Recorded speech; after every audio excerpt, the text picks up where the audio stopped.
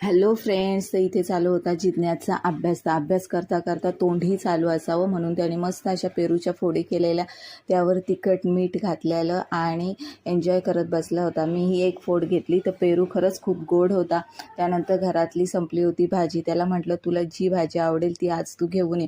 तर तो घेऊन आला कोबी बघून नको होतं. त्यानंतर मग काल आई आली होती, पण आज तिला बारक्या लेकीचा फोन आला आणि ती निघाली तिच्याकडे जायला.